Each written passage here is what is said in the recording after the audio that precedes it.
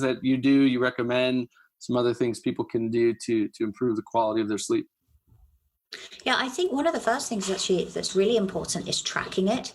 So I don't know if you do the same, Nathan, but I track it with my Aura Ring. So I get some really good data. So I can actually, because having that understanding of what impacts your night's sleep and actually seeing the real data is really, really helpful. And if people don't want or they don't have the finances to invest in something like an Aura Ring, then actually using the Sleep Cycle app, which is free on most iPhones and Androids, can be really helpful. And that can also help to time your wake up, because the Sleep Cycle app will actually, it's free to use, and it will basically wake you up when you're in lighter parts of sleep. So often people hit the snooze button in the morning, they wake up, they're still in quite a deep sleep, and it's difficult to get up. But that again is thought to affect the rhythm of the heart, because that kind of jolting thing of the snooze button coming on is actually quite stressful. And then you sort of fall back asleep, and within 10 minutes, just as you're trying to enter another sleep cycle, you wake up again.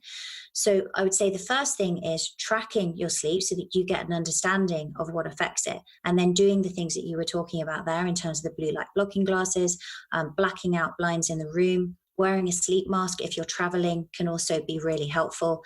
As you mentioned, there's some different supplements that you can help to enhance sleep. But I think also managing your stress levels is really important. So making sure that you're winding down in the evening. And I think a lot of people maybe underestimate the impact that things like the media and the news can have. So particularly when we're recording this in times of COVID-19 and the lockdown, people have been consuming a lot more stressful news programs. And when, for example, there was the Boston bombings some years ago, there was a study done looking at people that were watching that on the news, and they found that people who consumed pictures and video footage of those bombings for 6 hours or more actually had greater levels of post-traumatic stress than the people who were there themselves.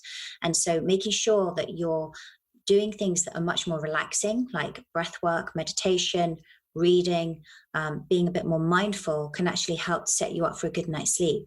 And one of the things that I found even recently is, if you are reading, try to stay away from things that are related to your work. So, I'm fascinated like you by all things health, and I'm always thinking, what can I learn next to share with people and really give back? But actually that's very stimulating for me at night, because it's part of my job. It's what I do. And so I found that by reading fiction, I'll actually get better levels of deep sleep and feel more relaxed. And that affects the heart rate variability as well.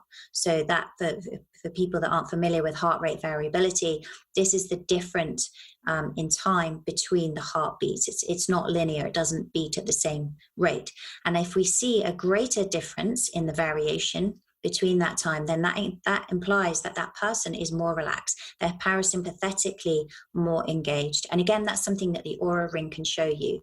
But making sure that you're having that wind down time is really, really important. We hope you enjoyed this short excerpt from the Health and Healing Club. This entire video, including an in-depth discussion and thoughtful and inspiring questions and answers, is available inside the Health and Healing Club, along with hundreds of hours of premium and exclusive life-changing content, practices, and holistic, natural, and integrative solutions for health and healing. You can start your free trial today at healthandhealingclub.com.